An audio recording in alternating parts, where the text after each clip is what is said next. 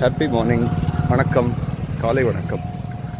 இன்றைக்கி நான் டூ வீலரில் வரும்பொழுது முன்னாடி ஒரு டாக்ஸி பார்த்தேன். அதில் பின்னாடி ஒரு வாசகம் எழுதியிருந்தது, மது அருந்தி விட்டு வண்டி ஓட்டாதீர். போட்டுட்டு அடுத்த வார்த்தை எழுதியிருந்தாங்க, உயிரோடு வாழ்வீர் அப்படின்னு.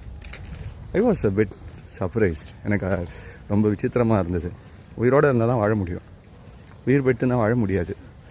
உயிரோடு வாழ்வீர் அப்படிங்கிறத ஒருத்தர் மெசேஜாக எழுதியிருக்காரு அப்படின்னு யோசித்த பொழுது தான் ஒன்று தோணித்து.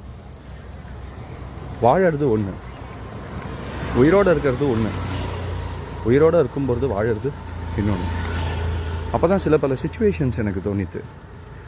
ரொம்ப உடம்பு முடியாமல் போகக்கூடிய வயசானவர்கள் பெரும்பாலும் பேசக்கூடிய, நம்ம வீட்டில் எல்லாருக்கும் தாத்தா பாட்டி இருந்துருக்கா அப்படின்னா touch wood let them not go through the stage. But ஒரு சாதாரண மனுஷ வாழ்க்கையில் வயசாகி இயற்கையாக மரணம் எழுதுறதோட ஒரு பகுதி.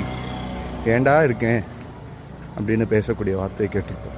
அந்த இடத்துல உயிர் இருக்குது, வாழறதுக்கான ஊக்கம் இல்லை. அதே அபமிருத்தியுன்னு சொல்லுவோம். போகக்கூடியாத வயசில் மரணம் வந்துடும்.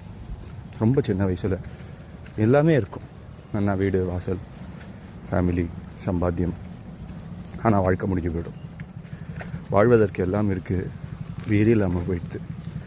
இந்த ரெண்டு சுச்சுவேஷனை யோசிக்கும் பொழுது தான் உயிரோடு வாழ்வீர் அப்படிங்கிறது ரொம்ப அழகாக தென்பட்டது. பாருங்க, குட்டிமான் பின்னாடி அதெல்லாம் எவ்வளோ நல்லா இருக்குல்ல. அதெல்லாம் தான் உயிரோடு வாழ்ந்துருக்கு.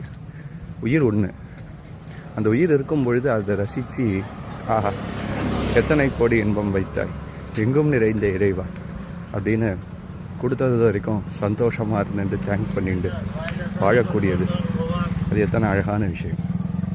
அதை நமக்கு பண்ணுறதுக்கு இதோ இந்த இயற்கை அருள் புரியட்டும்.